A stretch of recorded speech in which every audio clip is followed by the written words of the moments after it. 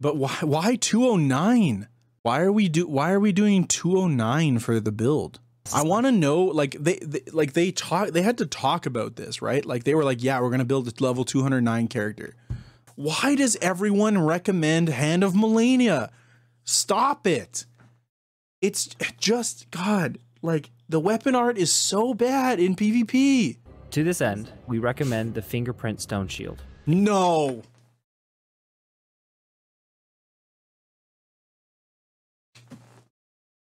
Yeah, but I saw, what's his name? Both G9 and Scott did videos on this one, so, you know, I gotta join the crowd. I hope it's nothing but spam cheese. Okay, based, using PvP in Elden Ring can be great using fun, the bow, but also quite challenging. The competition have been honing their skills against demigods and dragons alike since release. We're going to show you the ins and outs of making a PvP build, as well as an example build using those principles. Here's how to best prepare yourself against the hardest of Elden Ring bosses, other players. So that's a base take already. So yeah, this is one a bunch of people have been talking about, so here we go, we're going to talk about it too.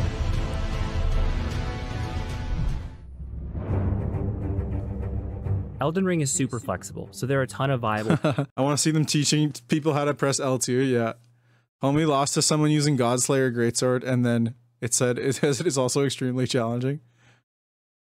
Look at his health stamina bar. It must be 400 plus. Yeah. Hey, Permabone with the follow. Appreciate you, man. Situation. We're going to point out some of the better pieces of equipment and then create an example from those. Wait. What did I hold on. Why is it so pixelated? Like Elden Ring is super for players. Okay, we got Dragon King's Elden Ring is super Blade, flexible, so there are a ton of viable build options for any given situation. We're going to point out some of the better pieces of Eleanor's equipment and then Blade, create an example from those. Eleanor's but don't be afraid to so experiment bad. once you've mastered the basics. If you're curious about where to get a particular weapon or piece of equipment, check out our written guide on IGN. When choosing pieces of Bloodhound, and they flashed the Bloodhound step. No. The defensive stats are most important. No, I'm gonna get triggered again. This helps reduce stagger when you're attacked, which can be crucial for squeaking out one last strike or managing a quick escape. Damage negation is equally important, allowing you to potentially take an additional hit or two. To this end, we recommend the Bullgoat set, or a similar alternative, like the lighter weight veteran set, or that's based. The Omen set if you're into that kind of thing. These armors have high poise, along with equally high defensive That's good stats. advice. You need to keep your equip load to at least medium in order to dodge quickly. So if you don't have enough endurance to don one of these heavy sets, choose an alternative that'll keep you at medium load. Heavyweight dodge rolls are easy to exploit, and reduces your amount of invincibility frames. If fashion is your passion, rest assured that there are plenty of alternative ways to mix and match other pieces into one of these recommended sets. There are a few armor pieces and sets that'll give you an increase to certain stats, or a passive buff like the Silver Tier Mask or the Spellblade set. There are a ton of viable weapon choices for PvP, so try out. Oh, here we go. Here we go. I can't wait to hear the S tier IGN weapons. Here we go. To see what suits your style. Yeah, so far so good actually. I like what I'm hearing so far. The poise and the armor is good. How you allocate your stats. The most important differences between weapons are the pace of attacks, attack range, and weapon skills. You're looking for attacks that are hard to dodge, force the opponent to defend in predictable ways, or have powerful follow-up attacks. What the hell did that guy do? What did I just see? Force the opponent to defend in predictable ways, or... You're looking for attacks that are hard to dodge, force the opponent to defend in predictable ways. How the hell did that guy do 1700? Does this guy have negative resist? There's no way that he does 1700 there.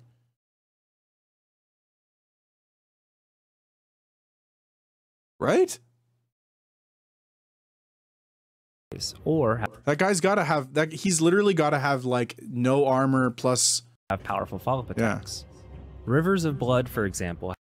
Oh, come on. Don't start right out the gate with Rivers. Come on. Ways, or have powerful follow-up attacks. Rivers of Blood, for example, has excellent range and bleed buildup, making it very difficult to dodge and ideal for chipping away at your enemy. Some of the later game weapons, such as Dragon King's Cragblade, Sacred Relic Sword, and Hand of Melania, offer... No.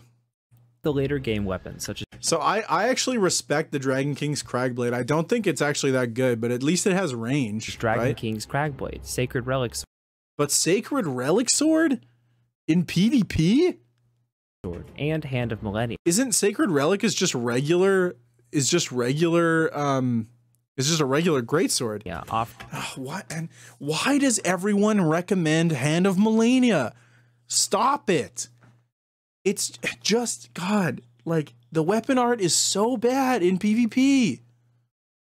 Like, I get that it's cool, but like, it's, why? It doesn't, For like, just skill, use anything else. but also heavy. They all died way too much to Milena. Like, yeah, that's what I mean. Like, I get that you want to do the Milena build, but like, There are some powerful choices that are accessible relatively early on as well, such as the Bloodhound's Fang, Moonveil, or Eleonora's Poleblade. That's another one. Why Eleanor's Poleblade? It's so bad. It's literally worse than just Godskin Peeler. If you prefer using weapons with a customizable skill, try using the Ashes of War Hoarfrost Stomp, Hoaraloo's Earthshaker, and Sword Dance. If you're When did this video come out? This video came out 5 days ago? And they're recommending Hoarfrost Stomp in PvP? planning on building After the nerf? Come on, man. This has got to be an old video, right? Sword Dance is good. using the Ashes of War's Frost Stomp, Frost Stomp? Hoaraloo's Earthshaker, and But Hoaraloo's Earthshaker? I don't think I've ever been hit with that ability. Sword Dance. If you're planning on building a caster or Sword have Dance is based though. trouble I like Sword recovering Dance. after close calls, there is a specific Ash of War that needs an honorable mention. Bloodhound Step, which can be used in quick succession to quickly teleport away from a fight, or rush in if you need to quickly close a gap. Oh wait, are they doing the exploit? If dodging isn't your thing, there are two other options you can add to your build to avoid damage. He was doing the first the is bleed parry thing, skill. right? It can be hard to do, mostly because you Honorable mention have to time Bloodhound your Step, opponent's yeah. attacks perfectly. But if executed Yeah, Flaming Strike, Glintstone Pebble, Storm Stomp, yeah, not even correctly, close. it'll set you up for a powerful critical hit. The parry Ash of War can be equipped to specific BHS honorable mention, yeah, exactly. weapons and the shields. bleed, yeah. Speaking of shields, blocking is the other alternative. The most important stats on a shield are its damage negation percentages and its guard boost. Ideally, Those are all of its stats. your shield will have 100% Those are all of its stats. physical. The guy literally just said the important stats on the shield Speaking of are shields, all the blocking stats. is the other alternative. The most important stats on a shield are its damage negation percentages and its guard. Oh, I guess he means like you don't care about these over here. That's what he's saying. Okay, okay. Ideally, Sorry. your shield will have 100% physical damage negation and the highest guard boost possible. This way you can reliably block physical attacks while spending as little stamina as you can, although other types of damage still bleed through. You know, I have to say, I do actually want to try using more medium shields in PvP. I do want to give it more of a go. To this end, we recommend the Fingerprint Stone Shield. No!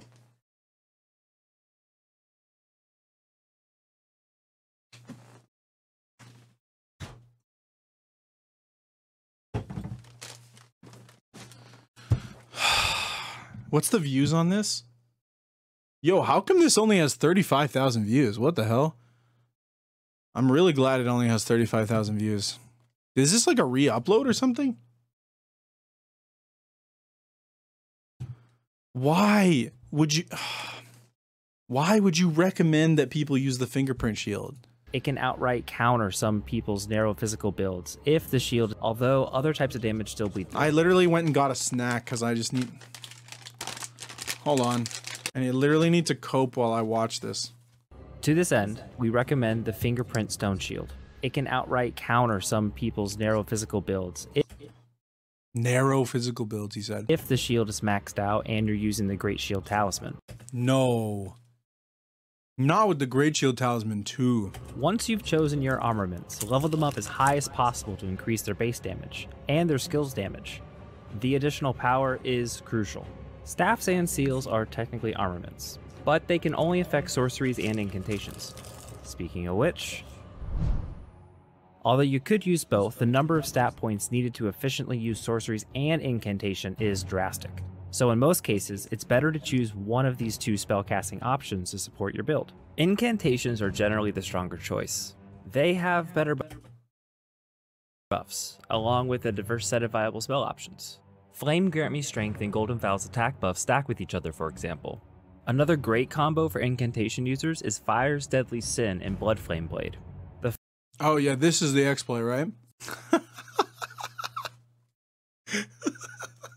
Fire damage aura from Fire's Deadly Sin will start to apply the bleed from Blood Flame Blade, making it easy to punish Tarnish who like. This is the exploit that they used to do with the shottle weapon, right? Where they would get like the death buildup. Don't count sorceries out entirely though. Some of the offensive spells are nearly impossible to dodge and hit really. Also, it's an interesting take to say that like incantations are stronger. I mean, I actually agree, by the way, but I don't think it's for the same reasons. Yeah, if your opponent lets you get a free 20 to 30% extra damage, yeah, it's really good. Really hard. It's a little FP intensive, but Stars of Ruin almost guarantees at least some damage while setting you up for follow-up attacks. When choosing a staff. Wait, no, guys. He said it costs a lot of FP because he's using Lusats. Ruin almost guarantees at least some damage. While Look at how much FP it costs him. FP intensive, but Stars of Ruin almost guarantees at least some damage. I just knocked over all my seaweed. Cringe. When choosing a staff or seal to cast your spells from, keep in mind what attributes scale their power, and their additional passive effects found in their descriptions. For instance, the Frenzied Flame Seal scales with Dexterity, Strength, Faith, and Intelligence, allowing for your incantations to be powered up from all of these stats. In addition, this specific seal boosts Frenzied Flame incantations by 20%, making spells like Frenzied Burst incredibly strong. Pay attention to your staff's attributes. Yeah, I guess it makes the eyeball spell is really good when your opponents don't dodge it. The Meteorite Staff starts with an S scaling in Intelligence, along with a 30% boost to the power of your gravity spells. Lusat's Glintstone Staff doesn't have as much scaling power, but it does increase the potency of all your sorceries by 10% at the cost of more expensive spells. Hold on. But it does increase the potency of all. Did he say it doesn't Lusat's have as much Glintstone scaling? Staff doesn't have as much scaling power. It does. But it does increase the potency Does of he all. mean? Oh, he must mean when it's all your unupgraded. sorceries by 10% Well, at the yeah. cost of more expensive spells.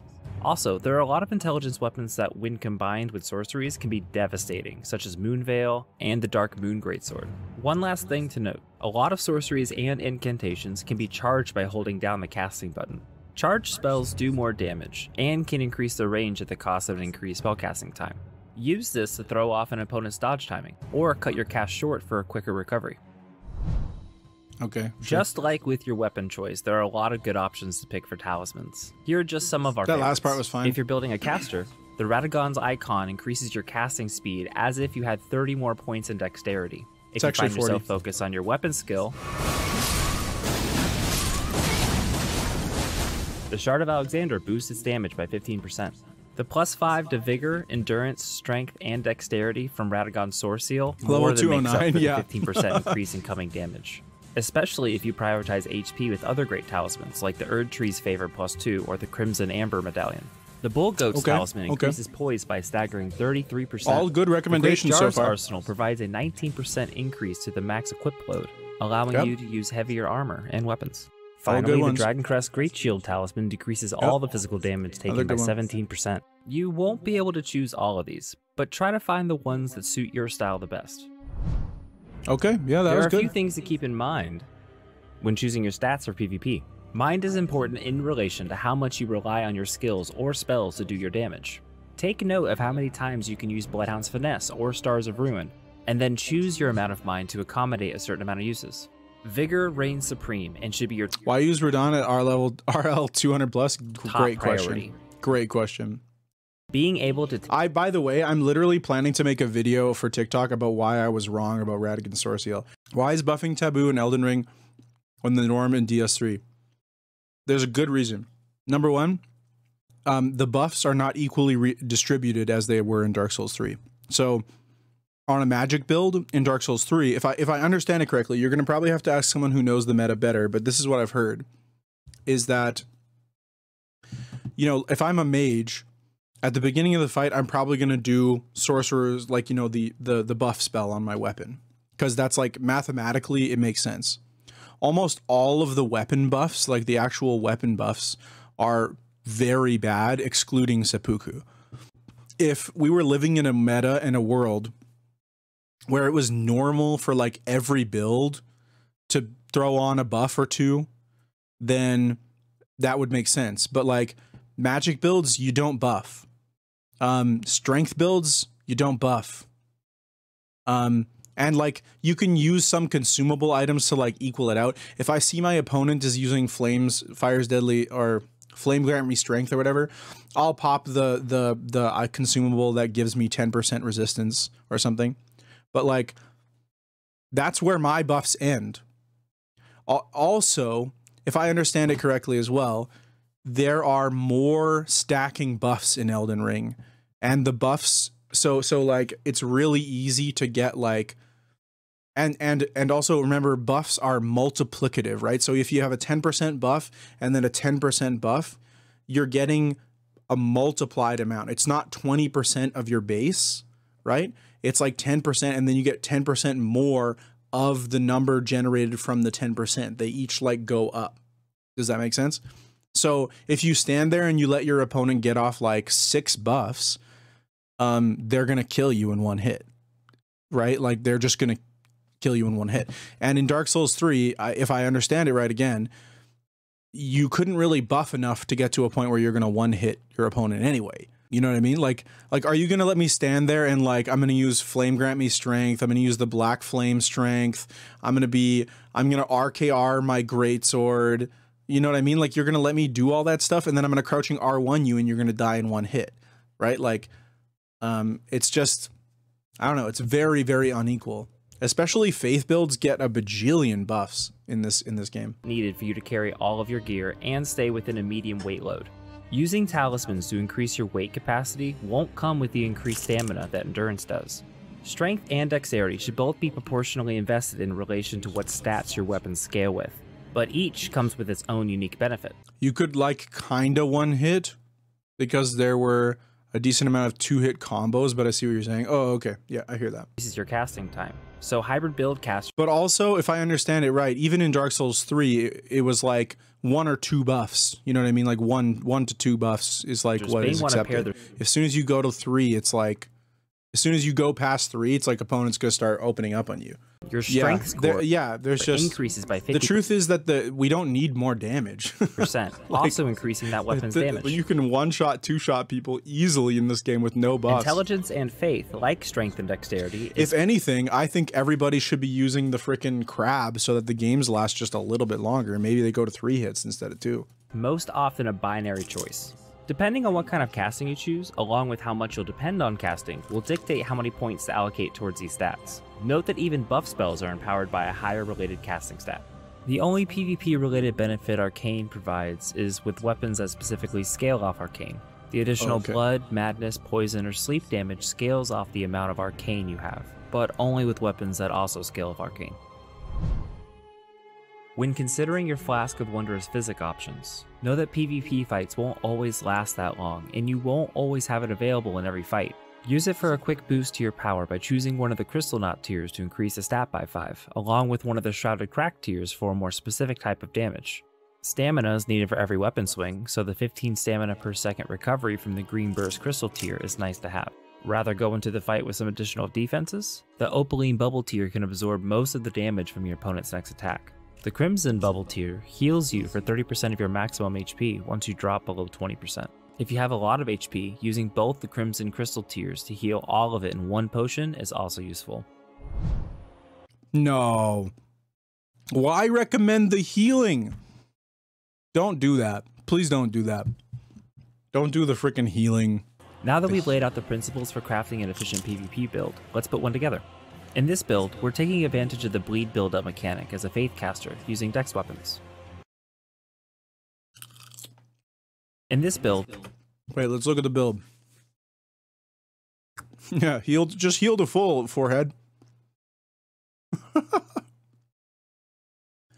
Bloodhound's Fang, Sacred Relic Sword, Jesus. Frenzied Flame Seal, L choice of seal.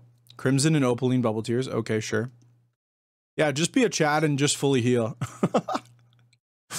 Bullgoat set, Bullgoat's Talisman, Radigan Source Seal. No, Radigan Source Seal at 200 plus is trolling.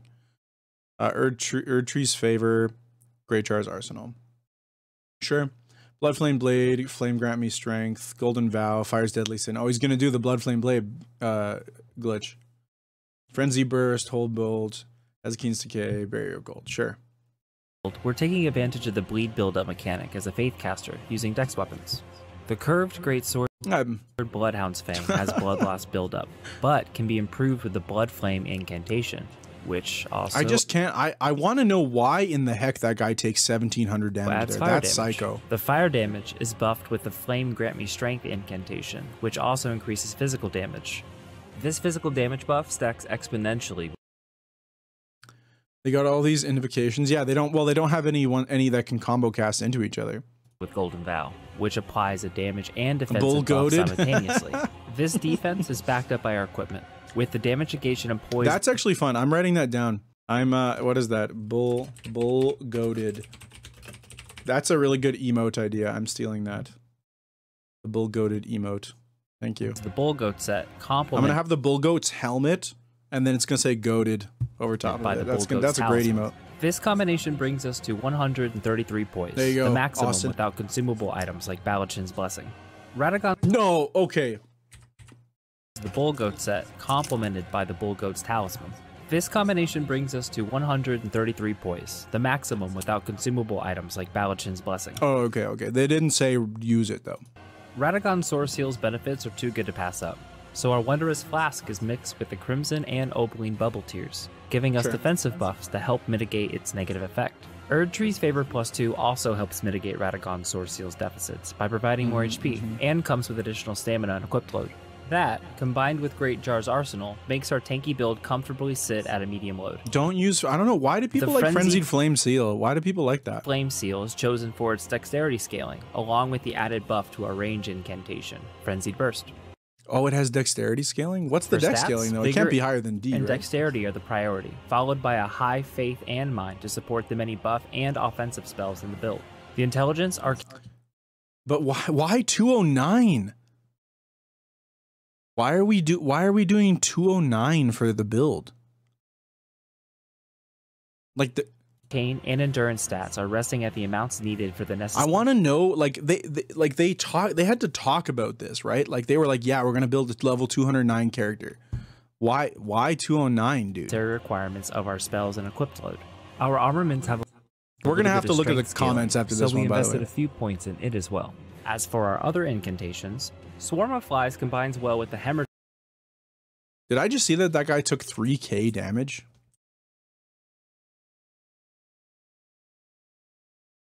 Can somebody explain this number to me?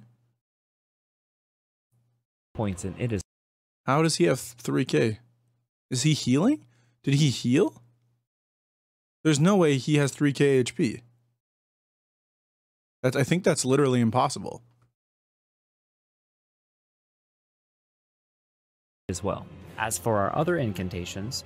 No, he was taking poison, that's why it ticked, but I just want to, like... Swarm of Flies combines well with the hemorrhage effects of our Bloodhound's Fang. It also adds a powerful slow-moving ability to our arsenal to keep the opponents guessing. Fire's Deadly Sin removes the Flame Grant Me Strength buff, but because it applies blood loss due to Blood Flame Blade, it's a great option for chasing down Maidenless Tarnished who spam their dodges. Honed... I'm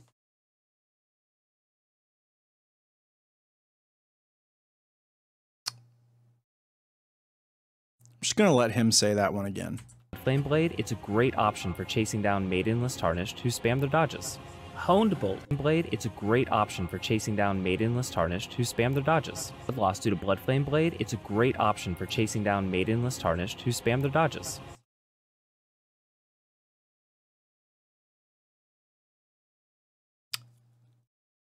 Who's the Maidenless? Who's the Maidenless one? Why would you... Also, they're Maidenless for spamming dodges? They're not Maidenless for spamming abilities? Come on, man. Honed Bolt is another great answer to interrupting dodge spamming, and happens to be great at punishing players who try to heal. Exaiki's Decay could be replaced with any other named dragon breath option, and is mainly used to switch up strategies in case of a stalemate. Barrier of Gold helps counter magic builds by increasing magic resistance by 60%. All that leaves is the Sacred Relic Sword. This weapon is perfect for our Dex and Faith build, scaling from both of them.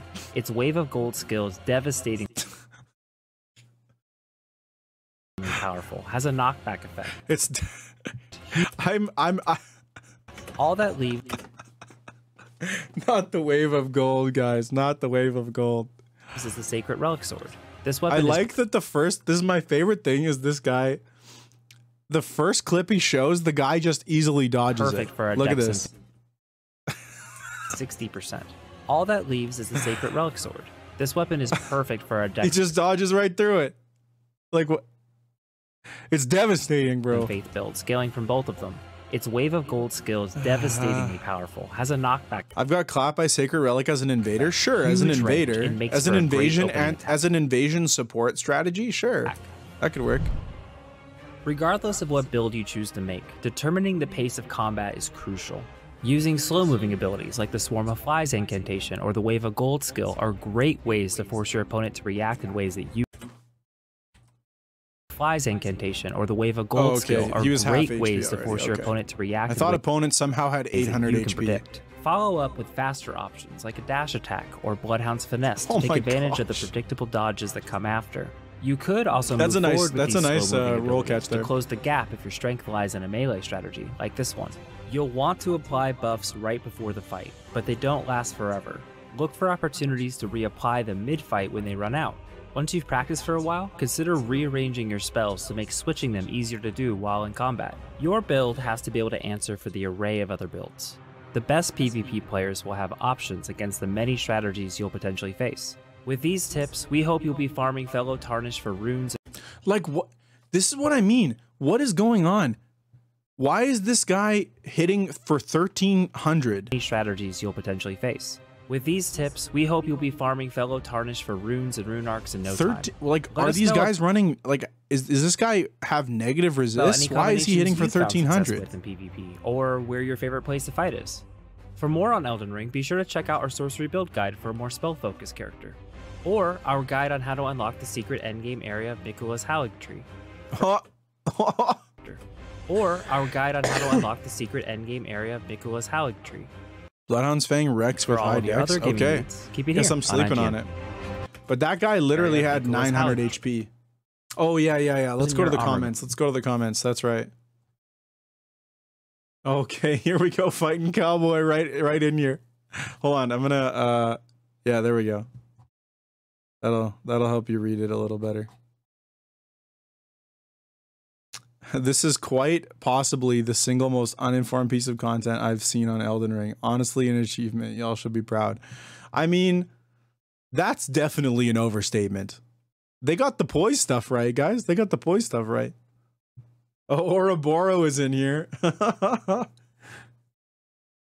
You are maidenless if you roll. Instead, use an exploit to ruin the game.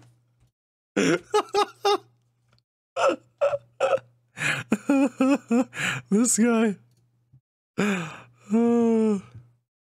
Literally cheating them out. This is the worst PvP guide possibly ever. Of course, more Rivers of Blood players in Bullgoat sets is exactly what the Elden Ring multiplayer needs the most. Thanks, IGN. This video is challenging The Verge's PC build guide as the worst guide ever posted onto this site. My brothers in America, please go to any other video and take advice from players who actually know what they're talking about. Oh, man. Yo, these are good. These are great comments.